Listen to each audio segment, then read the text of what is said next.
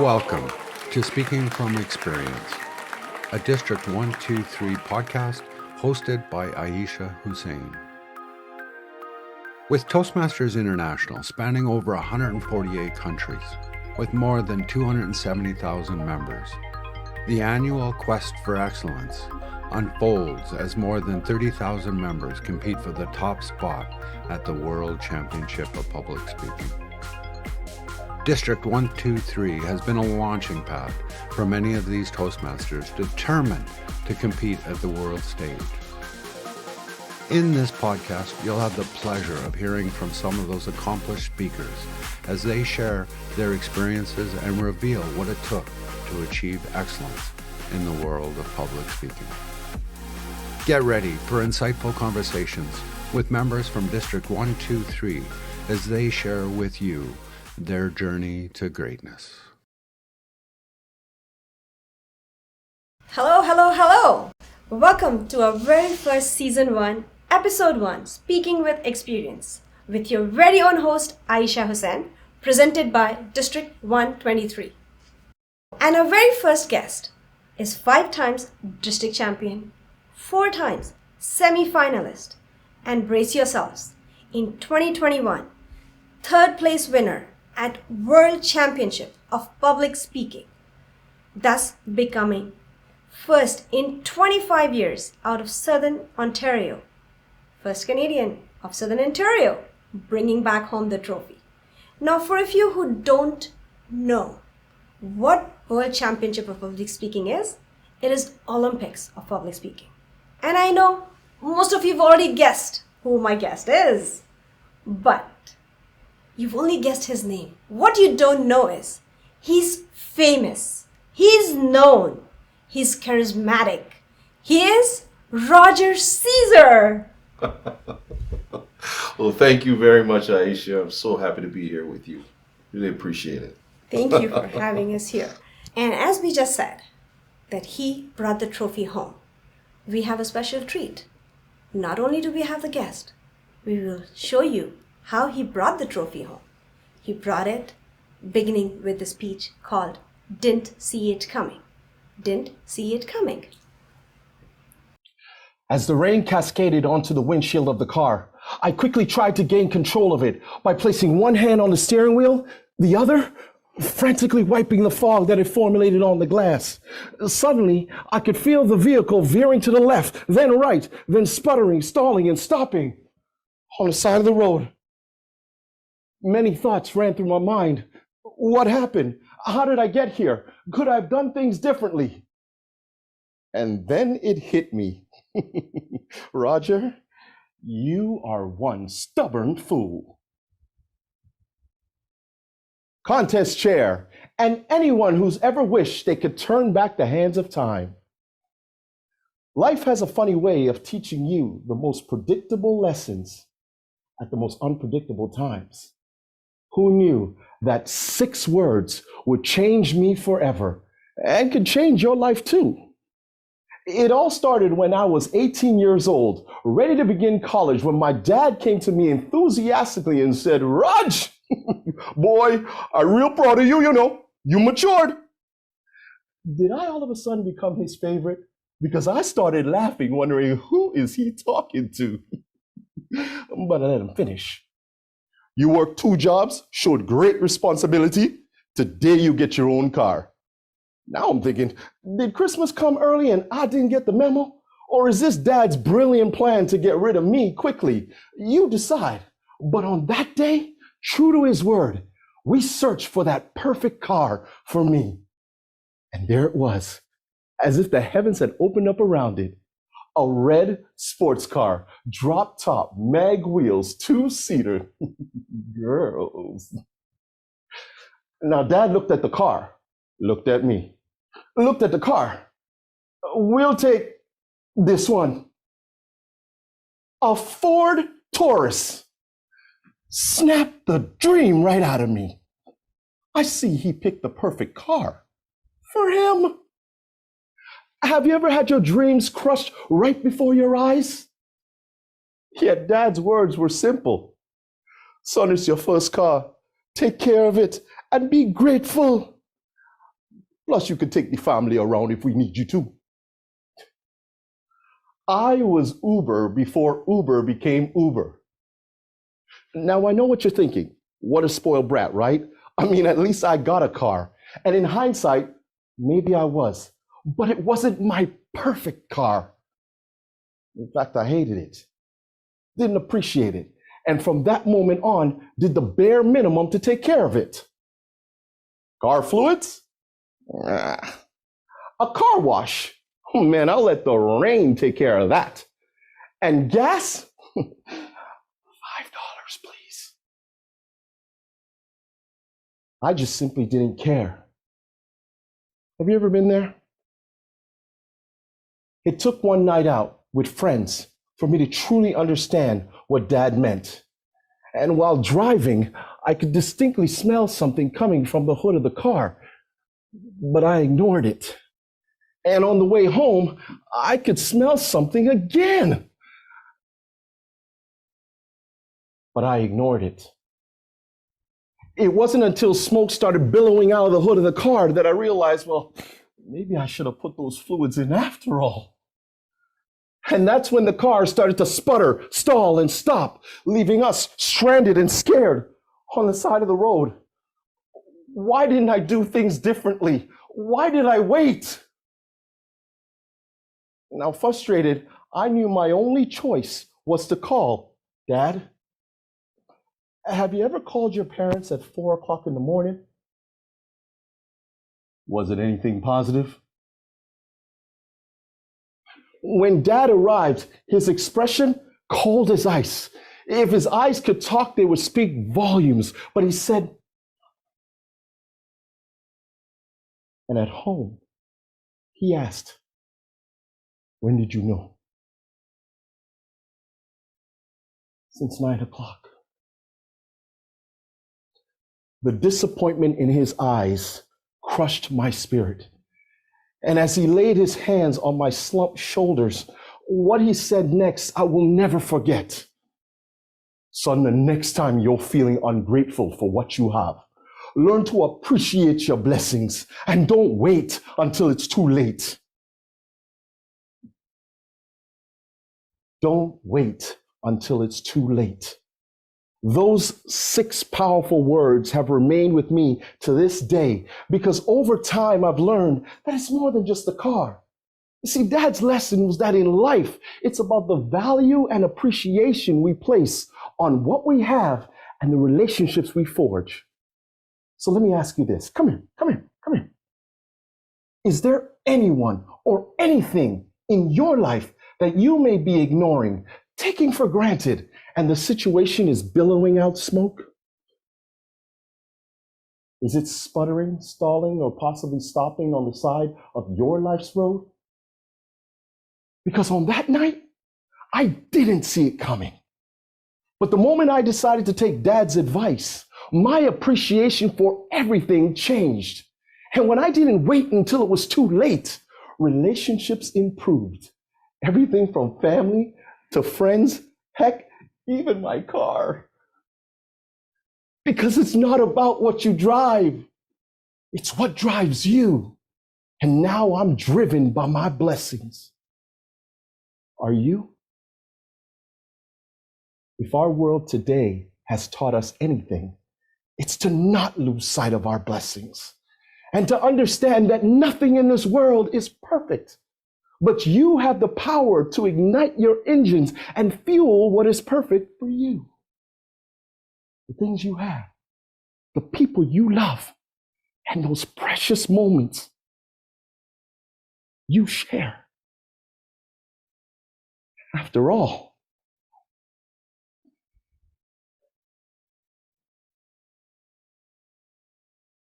it's clear now that all it takes is 6 words. Don't wait until it's too late. Contest chair. Wow, Roger. That was an amazing speech. Thank you.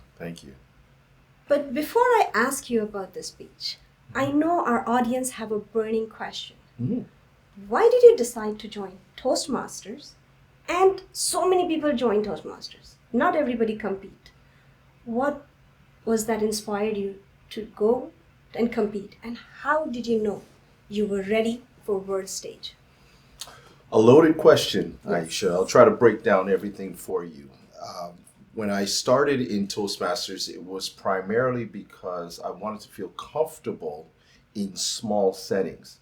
Most people join Toastmasters because they either have a speech to do or a presentation, or they just don't feel comfortable in front of large crowds. Large crowds did not scare me. Situations like this, walking into a boardroom and having to speak to 10 people in there and try to sell myself, I would get nervous. I would sometimes start to perspire. And a situation that had happened where I had went in to see a brand new supervisor of one of the companies that I have been going to for many years.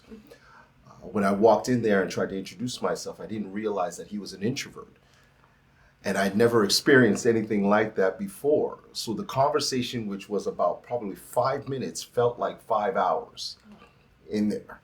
And when I left there, I came back to my office, said a few things that I can't say on camera, but I realized in that moment I needed help. I needed to feel comfortable in those situations at all times, and I never wanted to be intimidated by anyone, anywhere, anytime. So that was the reason why I started Toastmasters. When you asked me, how did I know I wanted to be on the world stage and stuff like that, I think everybody has a story when it comes to Toastmasters where somebody at some point sees something that they didn't see. And I always refer to the 2014 world champion of public speaking, Denajaya Hederachi, who said, "I see something in you, but I don't know what it is." And I think that's exactly what it was for me. I did my first icebreaker speech, and when I finished, a gentleman was sitting on the far left side. His name is Sanjay Sharma. I've talked about him many times. And he came over to me and he put his hand on my shoulder and he said, "You're going to be a champion one day. I can feel it." And I laughed at him. I laughed hysterically. I said, "That's not what I'm here for. I am literally only here to feel comfortable in small settings." And as I continued to deliver speeches each time, he was in that corner and he would still put that little finger up and go, "You'll be a champion. You can do it." And he's the one who forged that feeling inside me to say, okay, let's pursue this. Let's see what this is all about, this part of Toastmasters. And that's why I started. Yeah, I think that was what it was. It was him doing that. I've always been the type of person who loves a challenge. Right. You challenge me, I will go the distance for that challenge. And when he kept saying that to me, I realized if he's seeing that, then let me see if I can challenge myself to do the same. It is always nice to have that one person who can see that skill that you've not seen it yourself. Of course, of course. That brings me back to the speech. The speech, I'm sure, has touched the audience in many ways. I mean, it got you the trophy. So I want to ask you, why that particular speech and what it signified to you? Well, that was my semifinal speech. Obviously, if for those who don't know the process when it comes to the international speech contest, you start at the club, you go to the area, then you move on to the division, of course, the district. And if you are successful at the district level, then you head to the semifinals and then the finals. That speech I started back at the club level. And the reason why I wanted to do that particular speech was because that's a very famous story with my dad and myself. And of course, every time we talk about it, we laugh because it truly showed how ignorant I was to understanding the beauty of appreciating the things that are given to you. I never liked the car. I wanted a different car. And when he gave me that particular one, I never appreciated it at all. But the lesson that comes out of that is that you don't number one, you appreciate everything that's given to you and what you have. But number two, the main message was don't wait until it's too late, because in this particular story, because I didn't take care of it, because I didn't look after it, it broke down on me. And my dad's words rang in my head. And it's a lesson for everyone when it comes to anything in their lives. And that's what I loved about putting this particular speech together. Your stories are personal. Right. But the message is universal. And that message can apply to anything in anyone's life. Like, don't wait until things are breaking down before you fix it. Relationships, work, cars, in my case, but anything in life, if you know it needs fixing, fix it before it's too late. It's a beautiful message, and I'm sure it strikes a chord with everyone who hears it. I'm hoping. That now shows a human side of you. Mm-hmm. And I know that many people who are trying to make way into public speaking, they also manage a full-time career. Most people. Mm-hmm. Because, hey, let's face it, we don't have that luxury to say, stop everything and go after your dream. Yeah. Knowing what I know about you, you also run parallel Caesar Transport. Mm-hmm. How do you balance that entire public speaking, because that's a full-time job, mm-hmm. and maintain the whole balance of running a business on its own? Mm-hmm. And while you share your own secret, how would you tell our new aspiring speakers a tip that they can use it in their life to balance that? That's a good question. Number one, for me, it's a slightly different. This is a family-owned business. My father started it. Well, we're going to be celebrating 40 years in business. When I took over, and again, ironically, that's when I started Toastmasters. So it was probably about 17 years ago I took over the business, and then 5 years in was when that situation happened. So I've been in Toastmasters for 12 years now. But it was self-sufficient, and it ran for itself. We have great staff here. Many of my employees know exactly what they're doing. So I was able to go through my passion. Right? I was able to do that. Now, it doesn't mean that it's easy, because owning a business and trying to also be at the top of your game as a speaker was difficult. Right. But because I had the support and the help of people around me, I was able to enjoy being a public speaker as well, or trying to get to that level while having this work out for itself. And I would tell people in general, if they have a job and they still want to learn the ideas and the craft of speaking, take advantage at work. If you have the opportunity at work to step up for a position or to do a presentation at work, take those opportunities to craft your skills as a speaker. Right. So that while you're still at Toastmasters or wherever it is that you are learning to do public speaking, that you are also using it in your profession, and it allows you to continue. Like for me, it's when I go to meetings, how do I speak there? Am I using table topics well? Am I using those skills that I've learned in Toastmasters to help me and motivate those that are around me? I try my best. I'm not always perfect, but I try my best. So that's where the balance comes. Okay. So that tells me now how you're balancing your public speaking and your business. But I also know you support various charities. Yeah. Any particular charity that's closest to your heart and you would want to bring it attention to our audience? Yeah, I did a speech, and a lot of people in Toastmasters have heard this speech before. I won't give it out completely because it's one of my keynote speeches that I perform. But it was about meeting a homeless man. And at the time, I passed over him numerous times, never realizing that my thoughts and the things that I was going through on that day superseded his humanity in that moment. And from that, I started to realize how important it was to help those who are in need like that. There's a place here in the Brampton area called Knight's Table, which feeds the homeless. And every year I've been donating there, and I go and I bring food as well.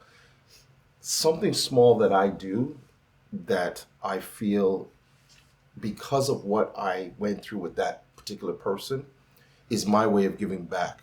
And I've loved working with them. I've loved going there and trying to make a difference. And I think that's what's important with anybody, is that you find a way to make some difference in the lives of someone or others in this world, if we can. No, I love the idea of giving back. And the way I see it, that if together we all give whatever little we can give back, our society would be a much better place to be in. Yep, most definitely. Since this whole topic is about speaking, I will get right to the business now. All right. And let's get some juice for our aspiring speakers. Is, do you get nervous before you go to the stage? And if you do, how do you handle it? What would you tell our audience and say, hey, do this little trick and you'll be all ready to go on the stage? I'm going to correct you on that. There is no one thing you can do as a speaker. I want to be very clear about that. I don't want people to look here and say, oh, that must be the magic trick. Everybody has their own certain ways in which they can handle nervousness. I have been able to handle it by using music. Oh, yes. Many people who know me know that I love music. I always give this little joke that when my daughter was 3 years old, she was sitting in the back of the car and we're driving along, and of course I have some music playing at the time, and the best part of that song came along, and of course I started bobbing my head and moving to the music. And in the back, my daughter turns around and goes, "Yeah, Daddy, your neck knows." What I realized in that moment is how beautiful music can change your entire mood. You can have a bad day, jump in your car and hear your favorite song playing, and the first thing you will do is either crank it up or start moving your head to that music. It'll change your whole view of that moment. That's what music does for me. I have my job in the daytime, but when I go on stage, music takes me away from all of the hustle and bustle of what happened during the day, and allows me to calm myself down, get into a nice frame of mind to go on that stage. Number two, you can use yoga, you can use stretching, you can use meditation, you can go for a walk. Anything that allows you to be relaxed before you speak is important. And I tell this to even to my clients. Find something that allows you to feel very relaxed before you speak. Now, you will still be nervous because everybody gets nervous. Even I do. But you learn to, as they say, put the butterflies in formation, right? You put them into formation, and so that they're not going all over the place. And also understand that wherever you are speaking, they are there for you. They want to hear you. Yes. So be that person that entertains whatever it is, even if it's a presentation at work. You are going out there to make sure that you help motivate, inspire, or inform your audience. Right. Because they are there for you. So if you have that mentality that, hey, they're here for me, I'm going to go out there and I'm going to do what I have to do to make them feel good, then it's a lot easier. But before that, find something that allows you to be relaxed. Music is one for me. Interesting. Music does calm me. Actually, I have different music for my moods. So do I. So now that we've dealt with nervousness and we are on the stage. Question for you would be that how important it is to bring your authentic self, to be able to be vulnerable, that you connect to the audience, and how do you decide when to stop? As in, nobody's 100% vulnerable on the stage. To what level is it important that gets you connected to the audience? Okay. If you will allow me or indulge me in taking this answer for a bit of a stretch here. Yes, go ahead. I often tell people that your stories are the gateway to your soul and the pathway to an audience's heart. I'm going to repeat that. Your stories are the gateway to your soul and the pathway to an audience's heart.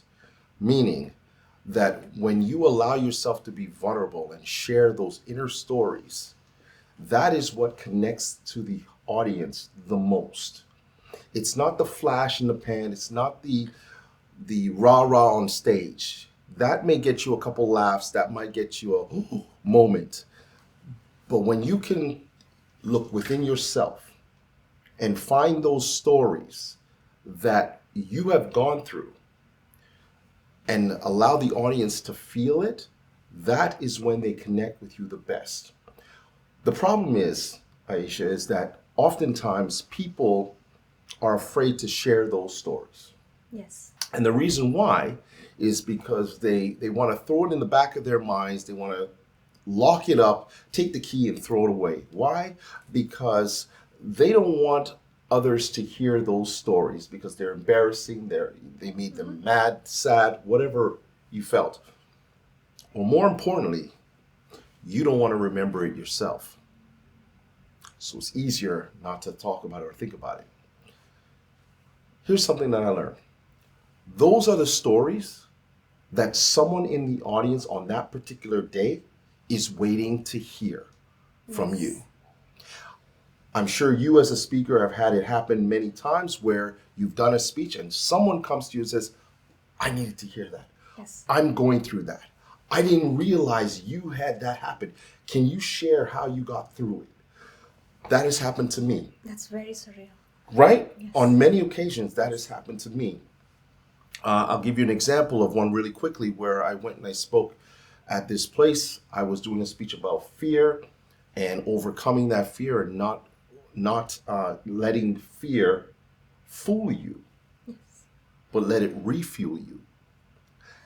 And there was a gentleman that came up to me after everybody came over and he said, I wasn't going to come here today, but I saw your poster all over the office. And I said, well, I don't know who this guy is, so let me just go and check it out. And he said, I'm so glad that I came because at 4 o'clock today, I am supposed to be going to the lawyer's office and signing papers to divorce my wife. I've always felt it was her fault, and I blamed her for many of the things that went wrong in our relationship. He said, after listening to you, I realized I was fearing what I had done and masking it as her problem, not mine. That's deep. And I appreciate your speech today. And I think I'm going to go there and try to work things out. That's the power of your speeches. When you think that it's an embarrassing one, which it was an embarrassing speech that I gave, but I was having fun with it. But at the same time, there's a person who's in that audience who's waiting for that particular moment to happen so that they can say, okay, that makes sense. And that's the same with this speech that I did, the semifinal speech, and even my World Championship final speech as well. How many people have reached out to me and said, my God, you know what? I've been waiting too long. I've been waiting too long on this, and I had this thing that I had to fix, and I never fixed it, and I never worked on this relationship. These are the things I've been going through, and this speech resonates with me. Yes. So that's what it is. Your stories are the gateway to your soul and the pathway to an audience's heart. Never worry about sharing your stories. But I will add this. Make sure that you have dealt with that problem before you share the story. If you have not dealt with the embarrassing or the sad or the heart-wrenching moment that you want to share, chances are you will take your audience over the edge. And as speakers, we are taught you bring the audience to the edge, but you never make them go over by emotion. Agreed. In words of David Odie, when I was doing the World Championship class with Craig Valentine, he said, "You speak from your scar, not your wounds." Yes, yes. Heal. Heal first before you share the stories. I made that terrible mistake in 2015. And I can share that if you'd like. I made that huge mistake in 2015 when I went to my very first World Championship of Public Speaking semifinals. My grandmother had just passed away 2 days before I was heading to Las Vegas. And my speech was all about her going there, right? And I did not have time to heal. And it completely affected me when I was on that stage. I was in tears. I made mistakes. A lot of people have remembered that speech for the speech, but I have always remembered it because I did not let myself heal.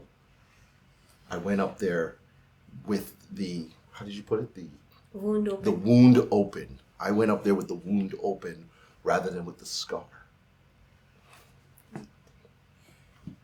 Wow, that was an emotional roller coaster there a little bit. But I'd like to now bring to fun side. All right. We have a little tricks up our sleeve where we are going to request, as a final request here, for this interview would be where Roger Caesar posts a question for our next upcoming guest. So Roger, hit them. Well, for the next guest, the question to you is, what makes you a sensational speaker that people want to hear more of? What makes you a sensational speaker that people want to hear more of? Thank you, Roger. I think they'll be scratching their heads to answer that. It's a trick question. It's a trick question. Be careful. But knowing our guest, we know they'll get it. I'm glad. Thank you for having us and giving us your time. We appreciate it. And that's a wrap from us. Signing off, your host, Ayesha Hussain. Till next time. When I was a young child, my mama told me, son, don't ever let them